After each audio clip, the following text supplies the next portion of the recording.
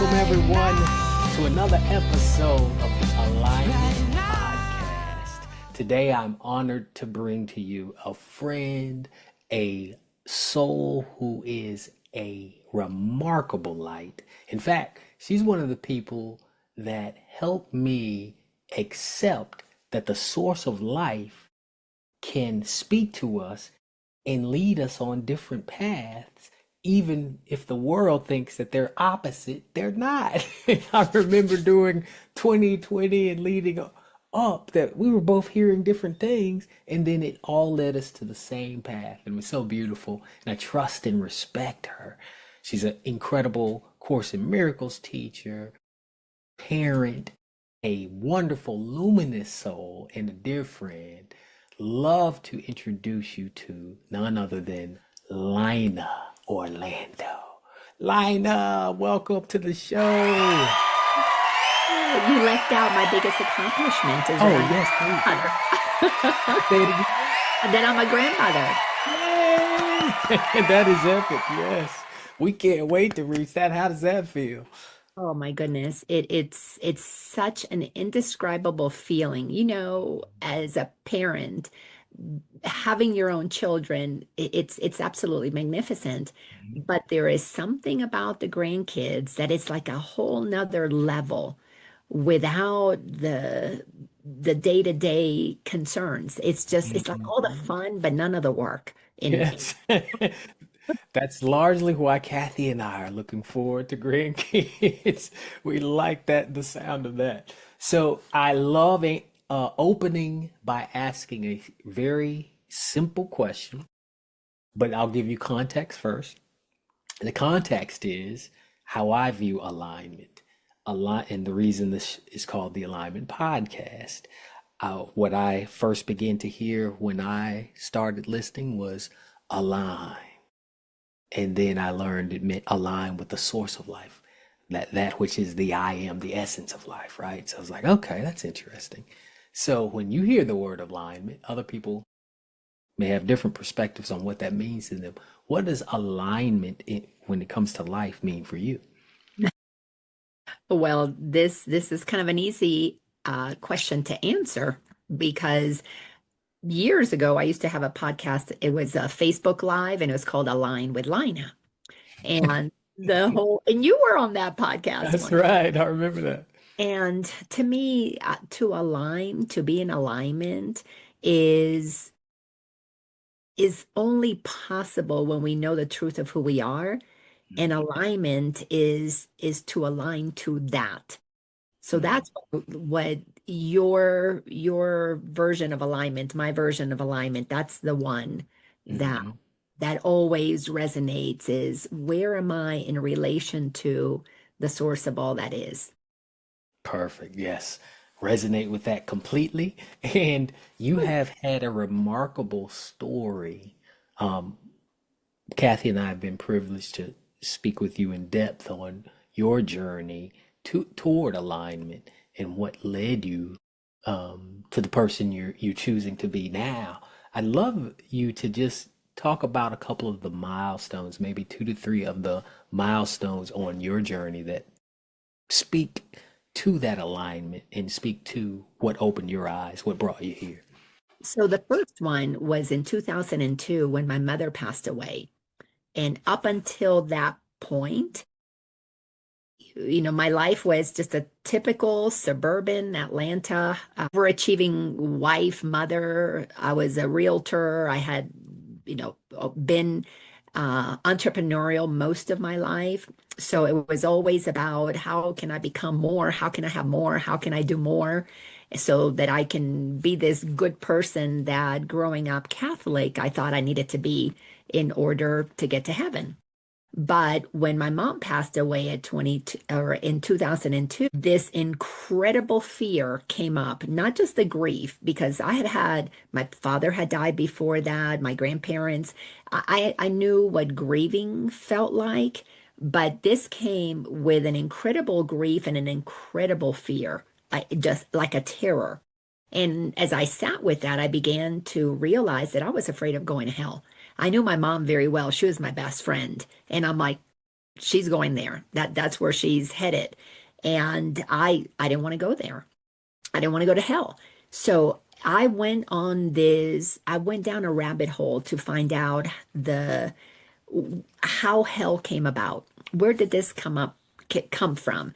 I took a deep dive into the formation of the Catholic Church and the politics around that, and when the Emperor Constantine brought the bishops together in the Council of Nicaea in 325, 300 years after Jesus died, and they picked what it was going to go into the Bible. And then I studied lots of other things beyond that about the fear that is instilled through religion.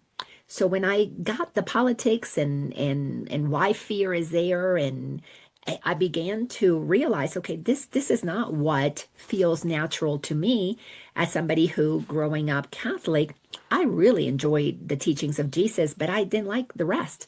So there was something inside of me telling me, no, there, stay on in your lane, align to that Jesus was teaching about the love of God, not all this other stuff that was added on that has been, it's nothing that he ever talked about. Jesus never talked about hell. He pretty much talked about the kingdom of heaven that is within, not hell. So then from that, it the next point that I want to make was around, well, not around, in August of 2007, I had this incredible encounter with the divine. It was a moment when I knew myself as one with all that is. That is when I was in full alignment with the source of all that is.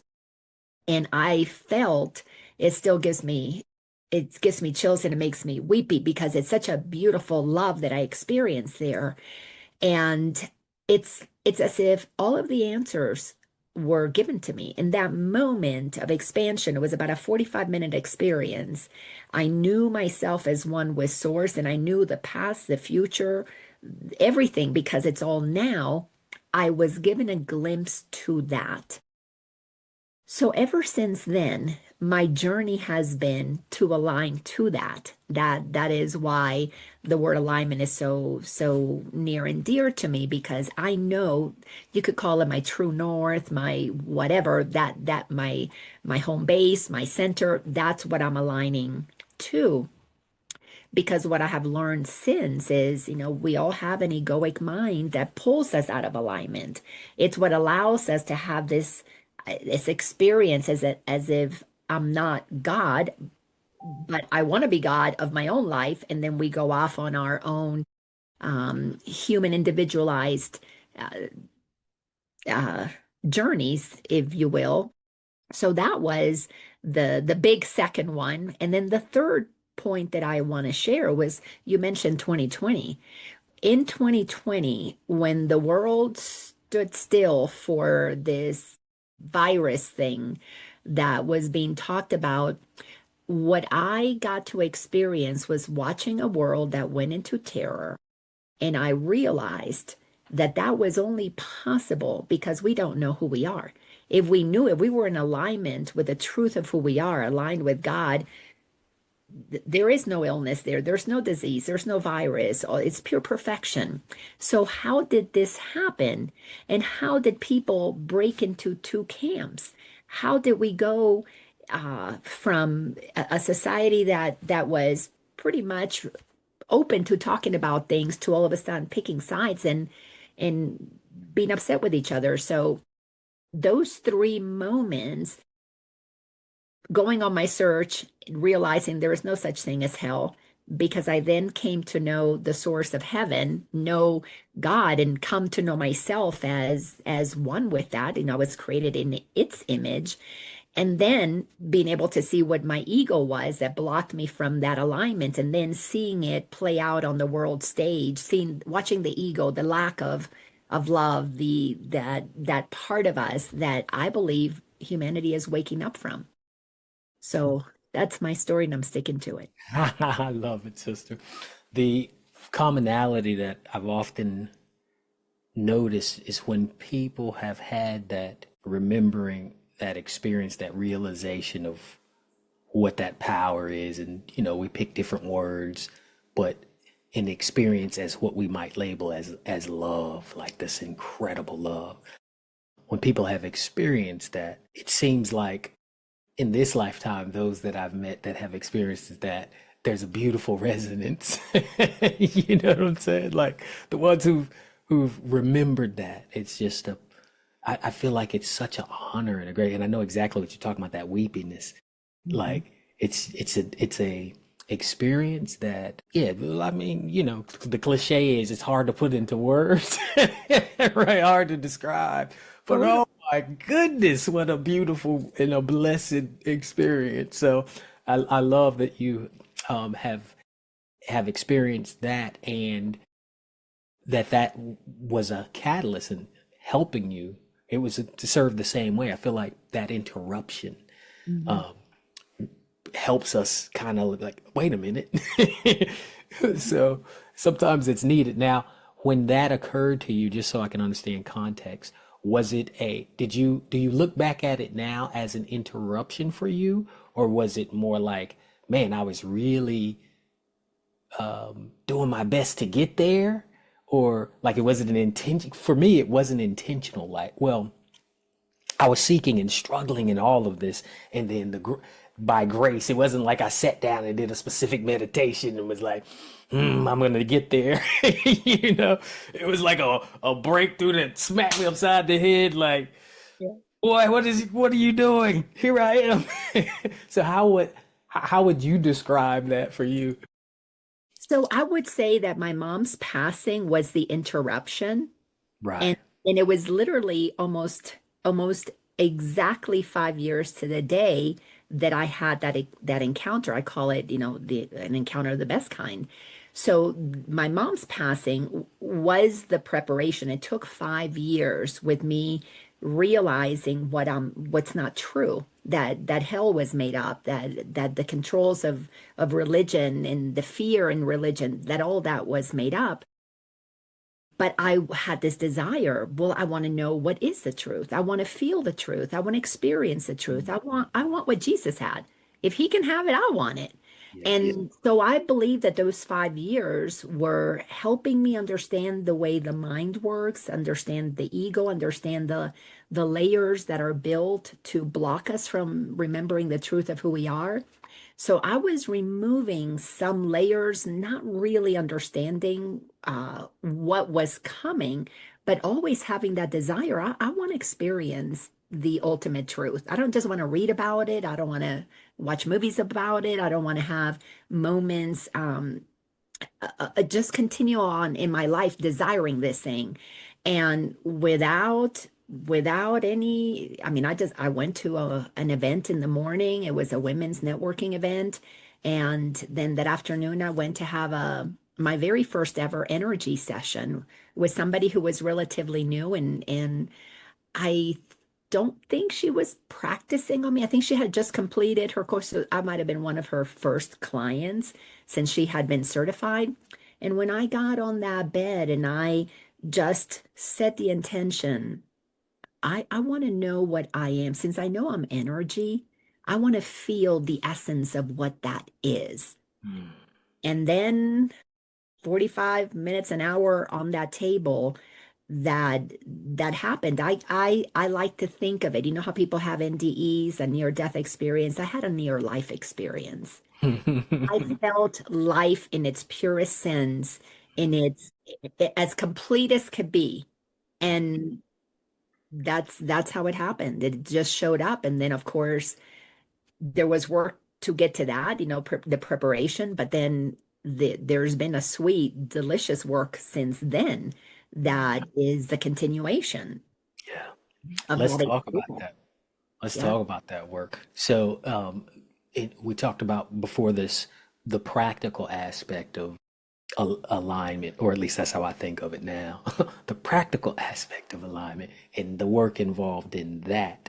What does that look like for you as you're navigating, going through those milestones, coming forward to with everything you've experienced and been through and are experiencing now? What is the practical way you navigate alignment? And thanks for that question. It's a very simple, but it's a very profound question. And if you don't mind, I like to use this drawing to Hey. explain it.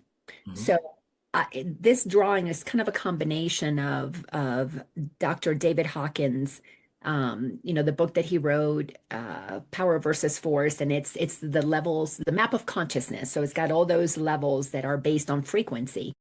And to me, life was shown to me as a spiral that but when you look at the spiral from above, if you look at it from the big part, it's a circle. It's a spiral, but it's all one. So in oneness, it I'll give you another visual. Think of a slinky. So the spiral, when you look at it from the top, everything is connected.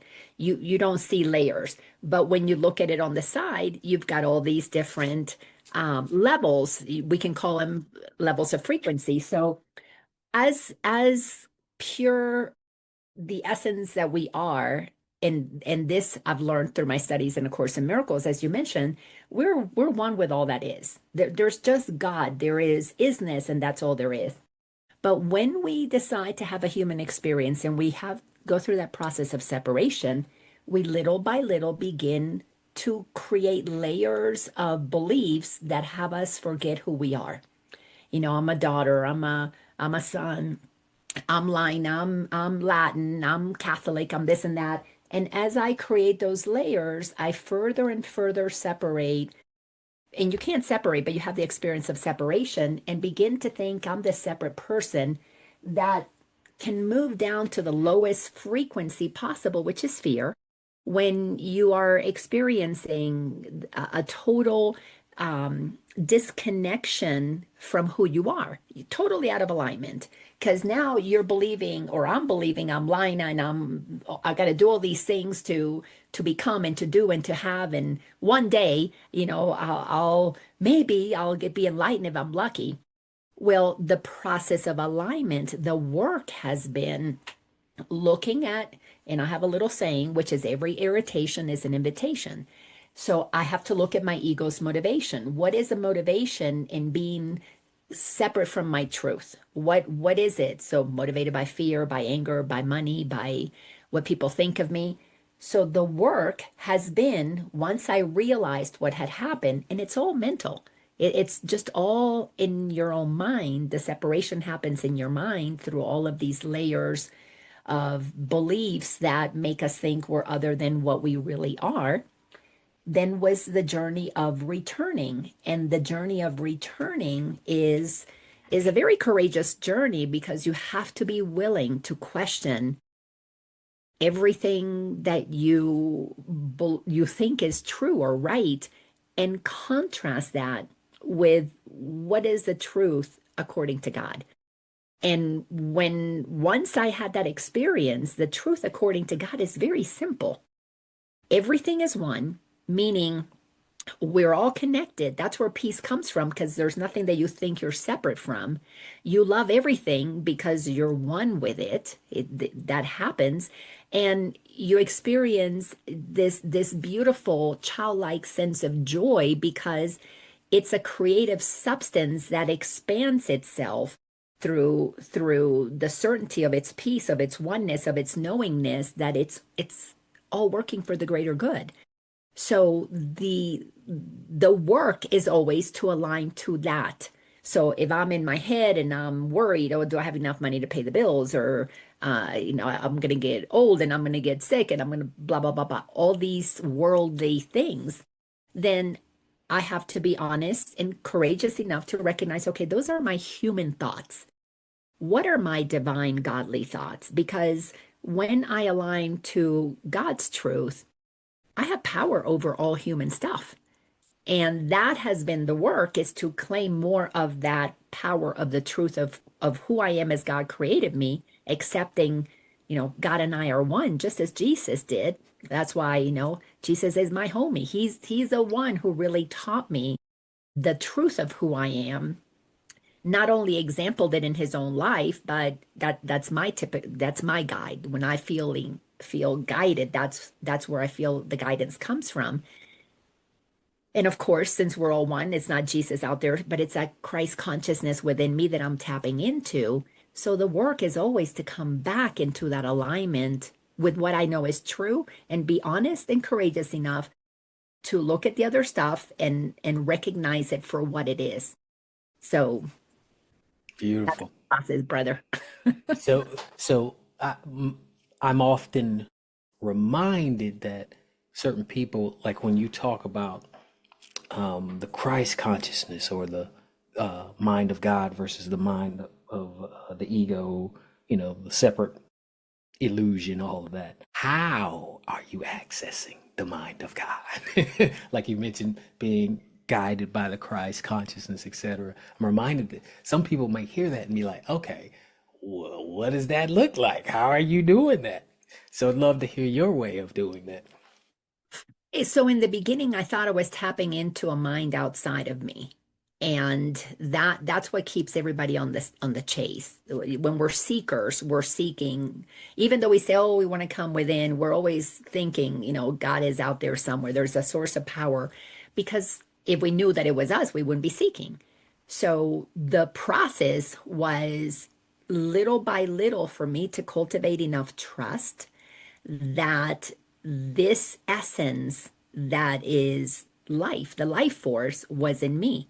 And one of the ways that I recognized that so profoundly was I had gone to a funeral and I saw, and this was, after I began to have these experiences, and I saw the body there. And I realized, I said, like, I had an epiphany kind of a moment. It was like the body's there, but the spirit's not there. So what's going on here? That's when I realized the spirit is what animates the body. So I'm not my body. That's not the only thing that I am. I have a body, but the soul that I knew that inhabited that spirit wasn't there. So where is it? And I knew it was everywhere. It was all around me. That she was still there, but not in the body. So then I realized, okay, the spirit that animated her is the same spirit that animates me. So let me connect with that spirit. And it wasn't a one and done thing. It took me years of doing my own version of meditation, which often included contemplation. And I would contemplate a topic, and I had learned through A Course in Miracles to go to the beginning of that thought system and then go beyond that. What was there before that belief system got created? So I would contemplate a thought, something about my kids or something about an experience that I had. I was mad at somebody. So I would sit and bring into contemplation that situation. Let's say I was upset with one of my kids, not unusual, when you have three kids and they were all teenagers. When I was going through all of this transformation, and I would say, okay, well, why am I believing that? And I could go before that. And why are they believing that? Oh, I taught them that. Okay. So I kept moving behind that. And once I got to the place where I couldn't find any other source that validated that belief as being real or eternal, then I went behind that. And behind that was just spaciousness. There's nothing there. Before we make up stuff, there's nothing there. There's just pure isness. So I learned to just go through the process of peeling back layers, and then I would just fall into this emptiness. Sometimes I would do it like if I took my spiral, like I would dive in through the middle and I would move through layers and layers and layers until I got to the beginning point of the misunderstanding, and then I would swim up, and when I would swim up everything would fall away and I would just stay there floating in the ocean. And ocean in my mind, this waterless water where I would just be there. And in that space of not thinking anymore, because I already went through the contemplation and released the thinking, saw where it came from, all that was ever left was exactly what I felt when I had my experience with God. Pure love, because you're one with everything. So I can't be mad at anybody. Whatever that issue was over with. Peace, because when you're one with everything, there's no attacking and there's no separation. There's nothing to separate and attack and protect. And then there was just this joy that then activated Because to me, joy would just allow this creativity to flow, and then new ideas about how to go about whatever it is that needed to be resolved would come. But that space now is so much of the space that I experience just on a regular basis. I don't have to go there. I just recognize that is who I am. If I'm not experiencing that, then I left. I Mm, suppose before I was trying to get into that space. Um, it's that's beautiful. right. And that came through like practice, I would imagine, right? To get there. Because I think of for those who may not have had those encounters of, that incredible, limitless love and light and awakening and realizing, experiencing oneness, what have you. After that, so getting to that, realizing it's within is one thing. Then after that, what would you tell people to expect? Because you've had that, and you mentioned the journey after. What would you tell people to expect once they've gotten there? Well, and that to me is really the beautiful opportunity that humanity is in right now. Because there are a lot of us, obviously you, and many people that we know, there are many throughout the world that have experienced that experience that as a normal thing of who we are. It's natural. And because we are there, we get to now be examples, just as Jesus was an example for his 12 disciples and the people 2,000 years ago. Now, I think we got millions of people who are there. So, what happens after that? Once you reach, in my understanding, and again through the teachings of A Course in Miracles, this has become really easy to recognize now.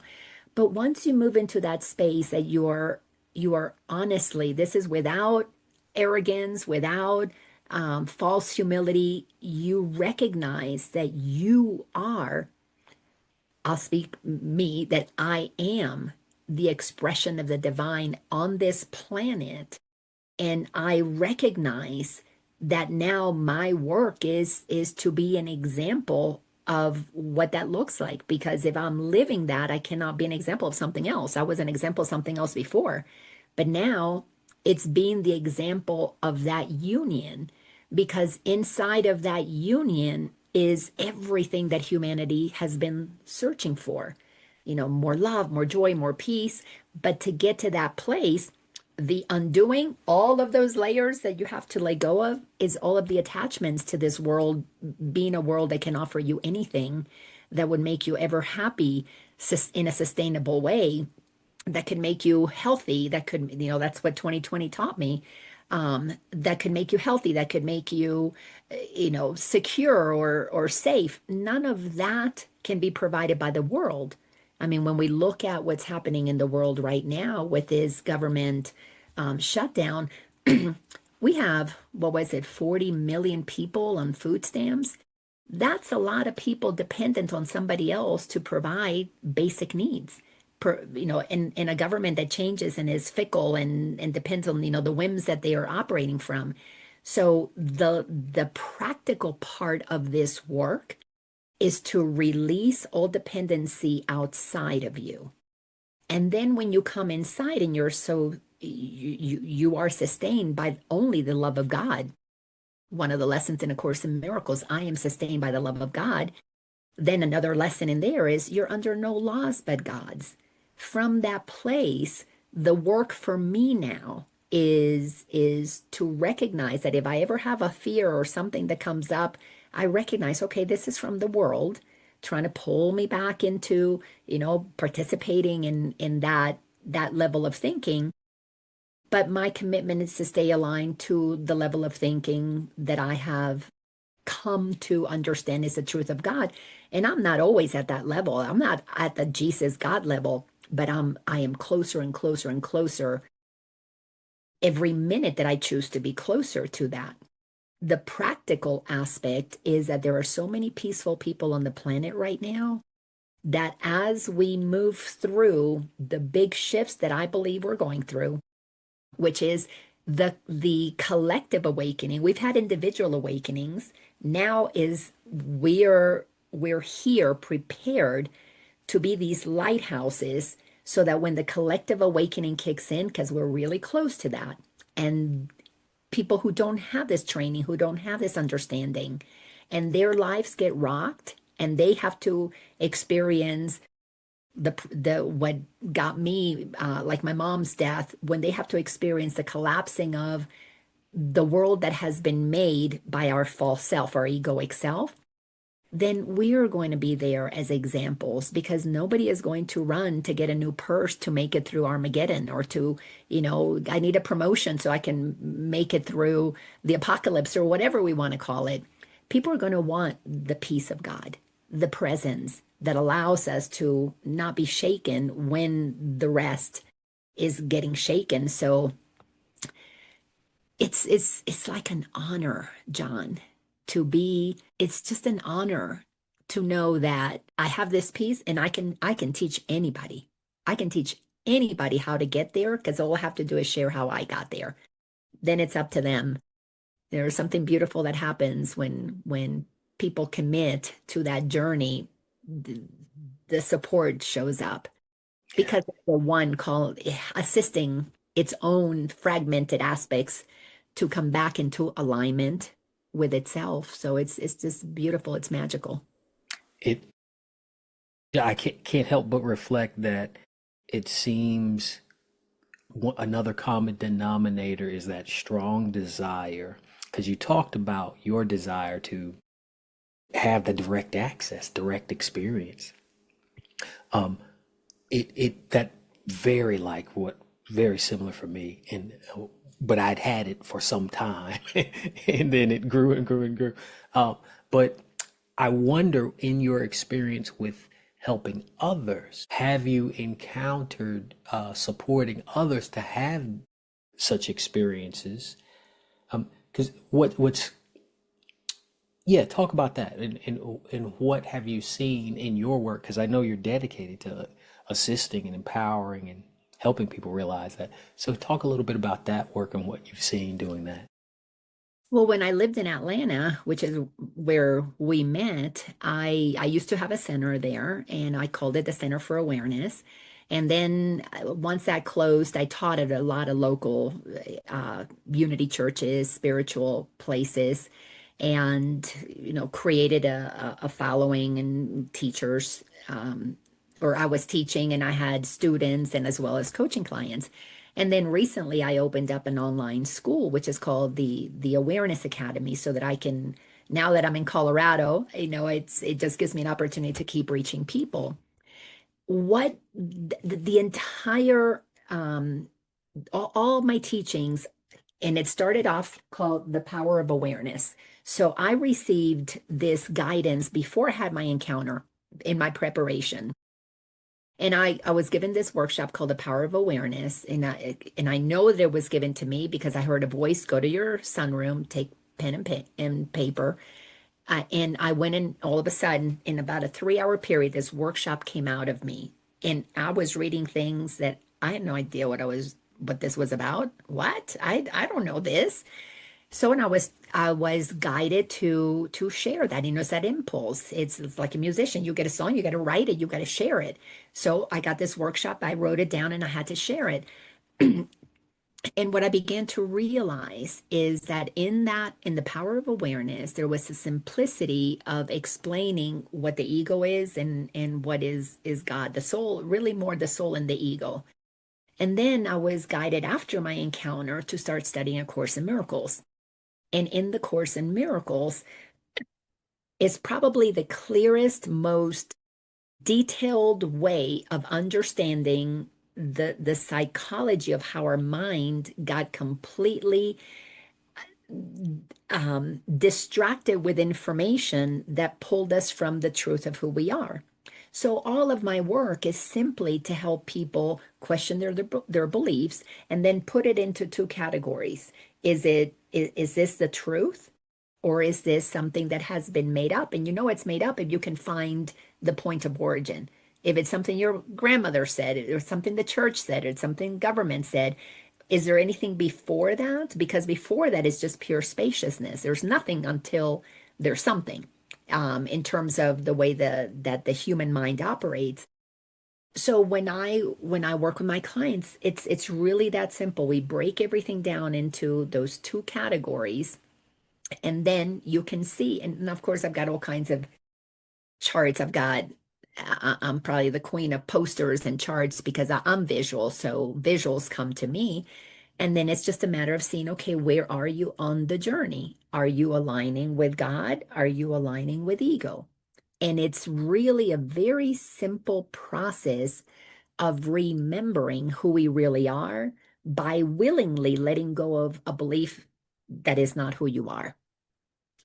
For example, this idea that um, I am Catholic. Well, that's in many ways was limiting because then I had to follow this one religion. And then, of course, if you don't do it that way, then you're called a heretic or whatever. You're not following, you're not practicing. So letting go of those labels. So now I don't have to, I'm not even spiritual. I find that even confining, not because you can take a label like spirituality, especially New Age spirituality, and man, that has all of its own beliefs and agendas. And so removing that until all that is left is just the I am that God is. But it's a process of removing, unlearning, deleting, letting go, but with a goal of what is it that you are returning to. So that to me is the work that has worked for me, which is what the Course in Miracles has taught me because it teaches what God is and it teaches what ego is, and you let go of ego and you align more with what God is. That's so practical, and I love the way you have be aware of the thoughts and it ask that simple question: Is it of ego? Is it of God?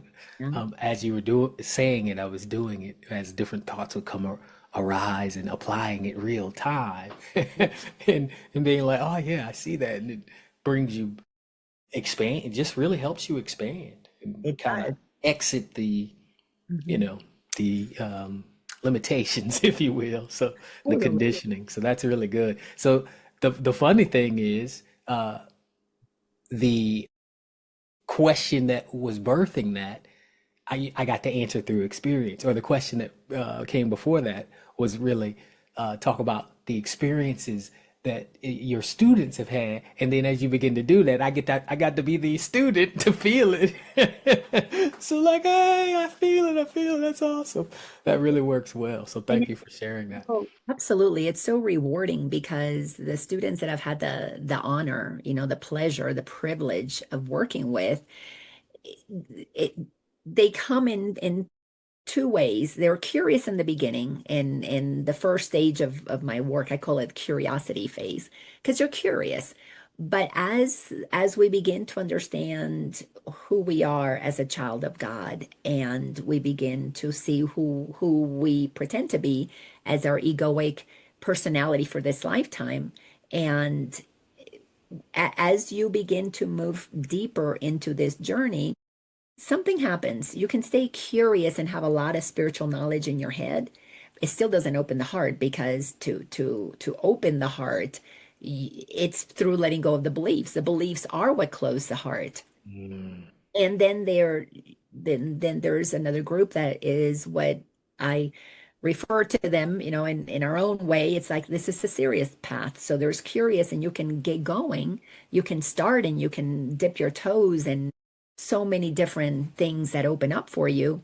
But once you get serious, that requires a courage to override your own ego. And this is where the work is so rewarding, but it's very challenging because that need to be right is what blocks us from being happy and being peaceful. So when you're really serious about this, then there is no thought that is not that you won't look and consider questioning. Is Mm. this thought really true? Is this thought of God's, or am I making this up? So it takes an incredible amount of, I call it maturity for lack of a better word, because I've seen myself mature And it takes an incredible amount of maturity to say, you know what, just because I'm believing this thought doesn't mean it's true. And Mm, including I'm right about this thing. Is this really true that I'm right? Byron Katie is somebody who has created a field of work just around that simple question. Is this really true? And of mhm, course, her turnaround. Um, but that really is, one of the most powerful questions in the Course in Miracles is, would you rather be happy or right? And if you are honest about that, you will see that that need to be right always pulls you out of alignment. You mm, cannot, and people say, well, I want to be happy and right.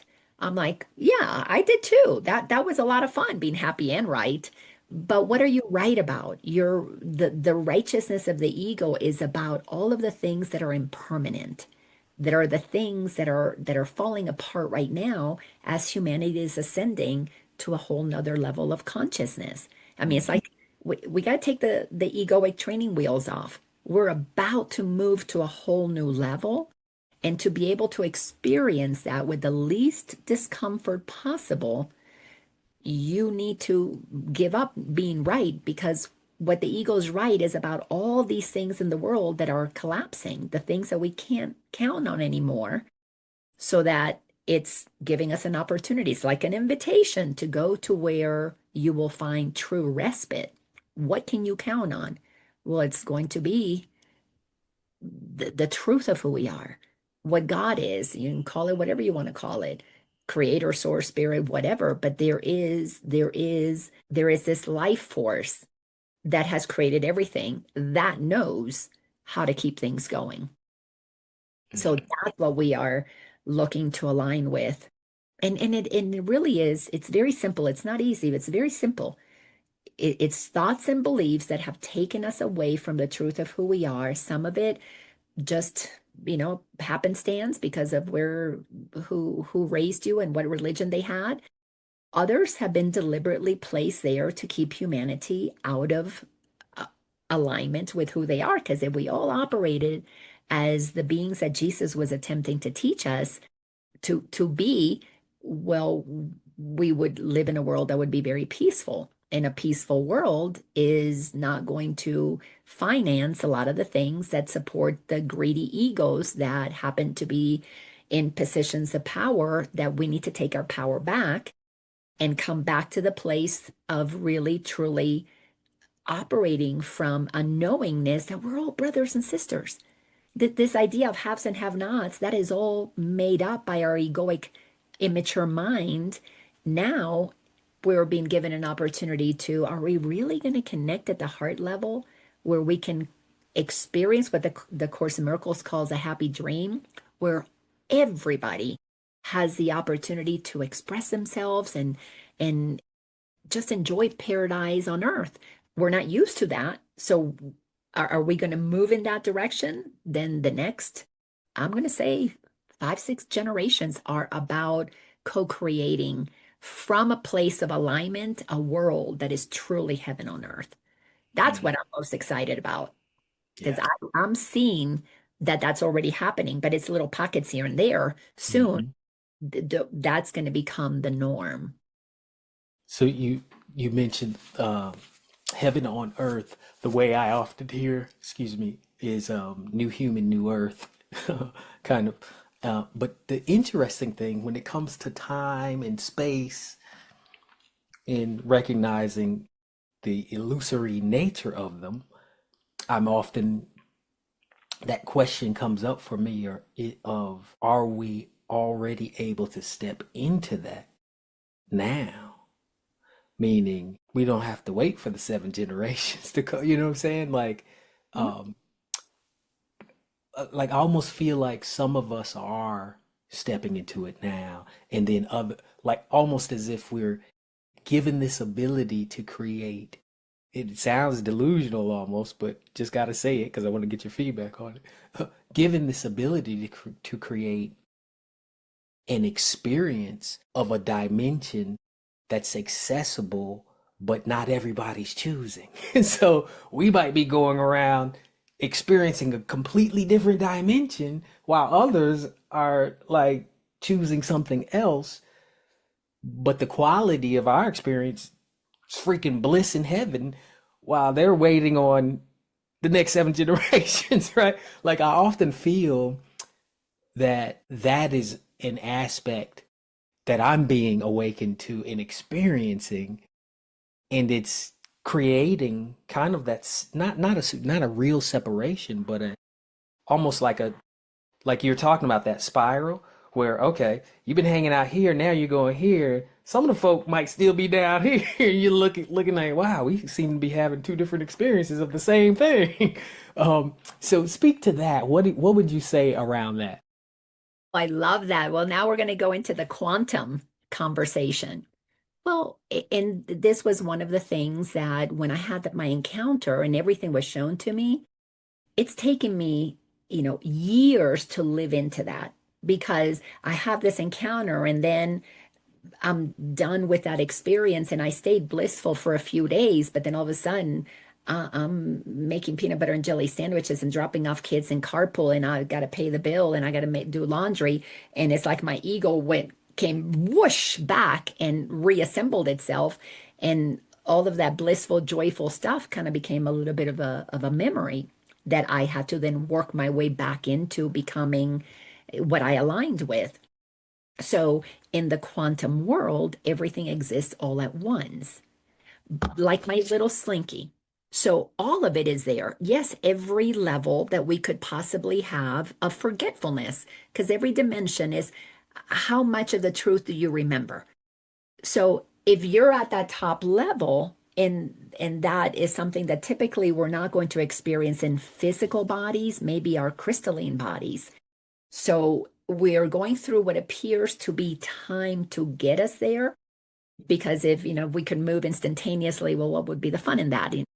If I wanted to have to use a simple, example of a kid who wants a bike during the summer, and the parents say, well, you get it for Christmas, and they're excited and they go through every single month to get to that, and you build excitement and so much fun. And maybe you borrow your friend's bike or your sibling's bike and you're learning, and then all of a sudden you get your bike. Yay!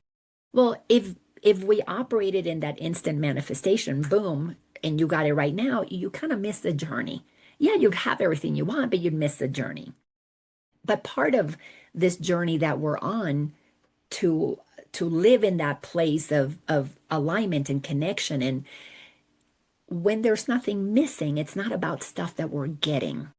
So it's about what we're giving, it's about what we're experiencing, it's what we're expressing. So it's two totally different ways of living life.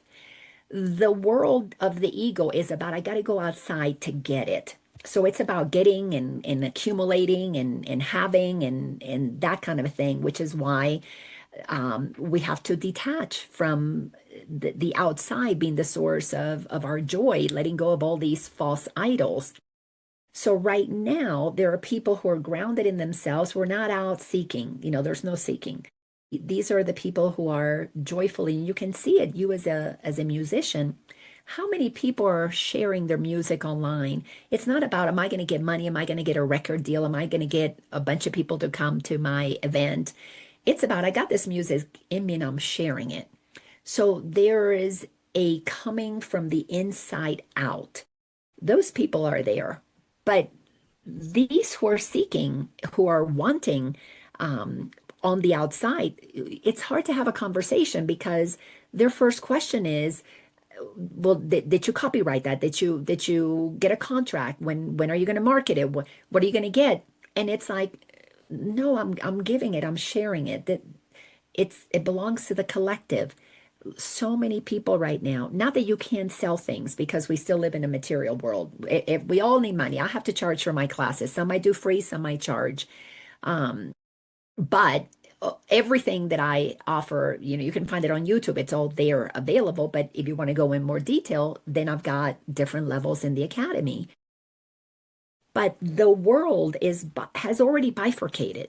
I mean, this happened a long time ago. It's just very few were operating at that level of higher frequency. Jesus being one of them, Mahatma Gandhi, Martin Luther King Jr. We've had lots of people. There are plenty. Anybody who is making the world a better place and not seeking to be recognized, they've all been operating in that same frequency with everybody else who feels that they're either a victim of the world or that they need to control the world, they need to get more of what's available in the world. And little by little by little, it's becoming more evident. 2020 was a time where we saw those who really trusted that no, my well-being doesn't have to come from a bottle or a pill or a shot. As a matter of fact, Course in Miracles says that we're delusional if we think that those things are going to actually make better what God already created perfect. However, those things help you at the level of consciousness where you think, well, I need that pill to make me feel better. And it'll make you feel better temporarily because it'll make the body feel better. But the essence of who you are, where well being comes from, can only be tapped when you already know that you have that in you. So 2020 helped us see the people who were listening to guidance in for their well-being and those who were looking for it outside of themselves. And the way you could tell the difference is those who got their guidance from within, they weren't accusing or blaming or shaming anybody else for not doing that. And those who needed to get it from the outside were very upset with those who didn't do what they thought they needed to be doing. And this is how insane the ego mind can be and keeps us in separation and not tapping into our own power is those who believed that I don't need that to be okay were met by people who said, I won't be okay if you don't get the thing that I'm getting because that's what's going to make me okay.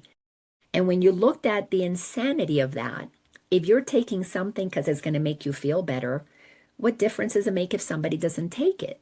If you believe in it and it'll make you feel better, go about your happy day. That's what we're seeing in these different levels of consciousness is a level of certainty of where our peace and our well-being comes from. And we may need all these years if you're at the bottom of believing that. So you may need a few generations. If you already know that it is there, you have that. Then enjoy the next generations as you incarnate if you want to, as just more experience on the journey. That's my So good.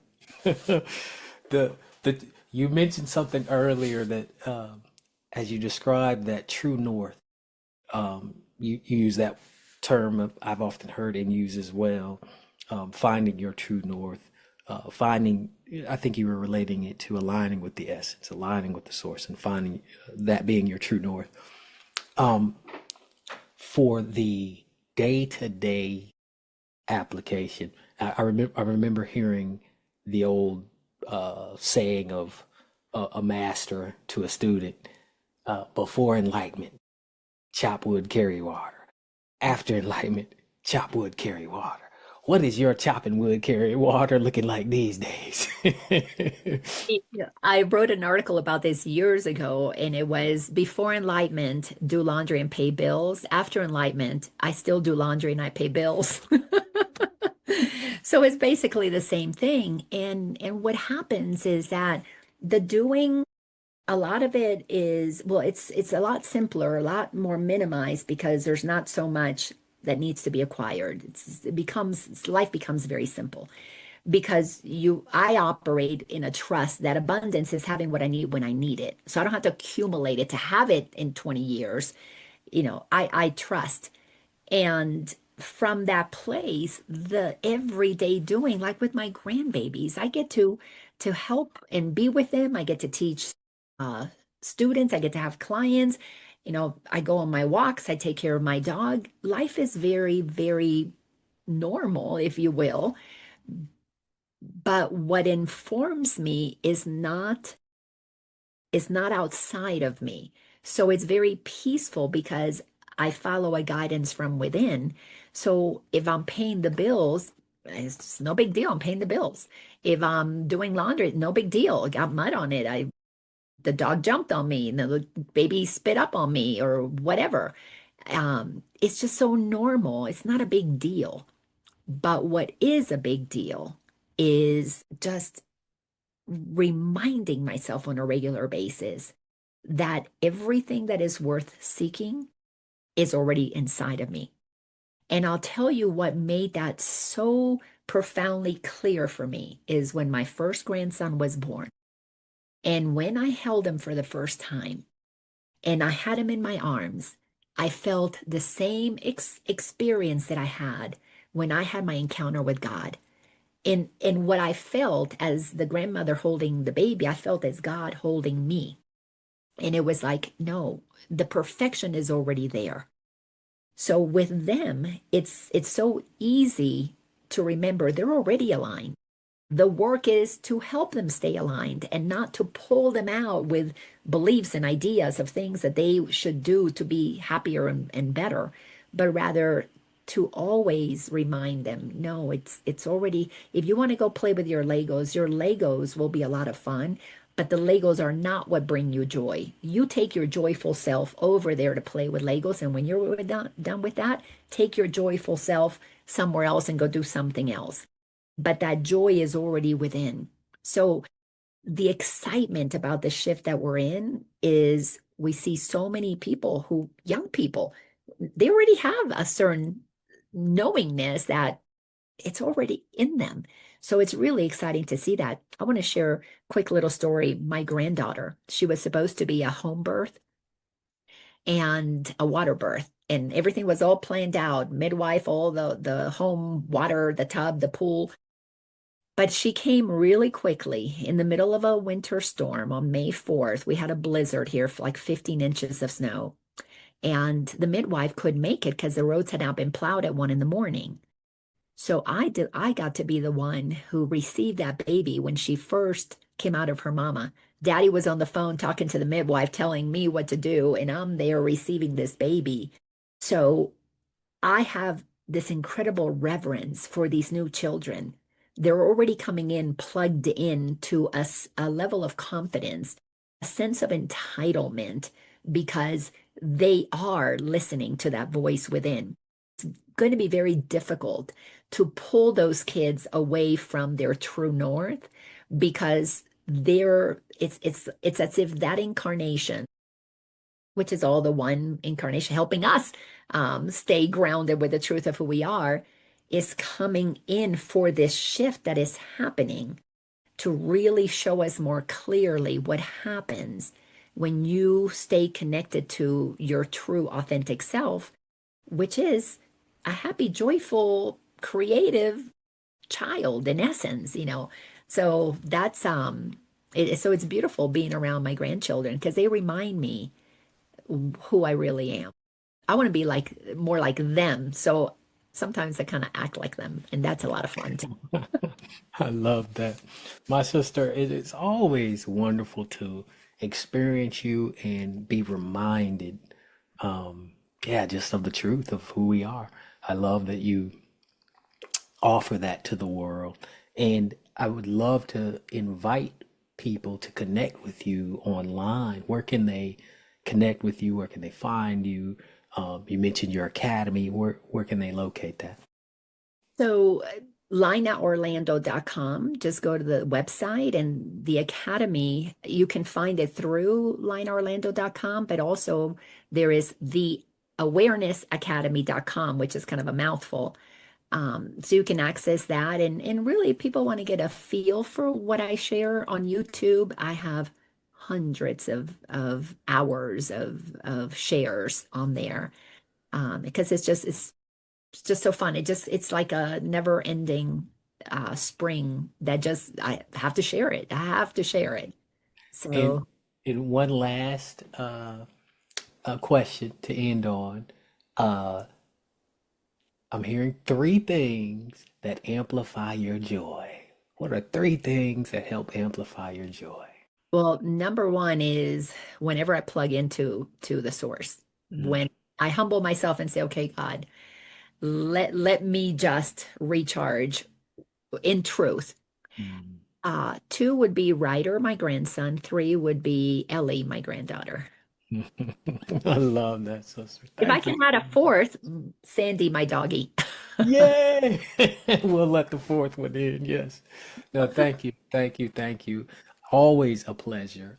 We'll make sure people have that info, the links to visit you. And I look forward to our next celebration together. I know we'll be working together, helping people with wellness, helping people with experience and amplify their body's true power and all kinds of fun things, exciting things. So I'm looking forward to that too, dear sister. Thank you for Absolutely. being with us today. Thank you for this honor. Absolutely. Everybody, thank you for listening to the conversation with Laina Orlando. Hopefully, you were reminded. Hopefully, you'll actually take some of these thoughts and practice what she shared. Because as I practiced it, I could feel the expansion. I love that. And make sure to subscribe, share, reach out if you have any questions. And if you need to be connected directly to Laina, I might can help with that too. All right. Peace out, everybody. Much love. Till next time.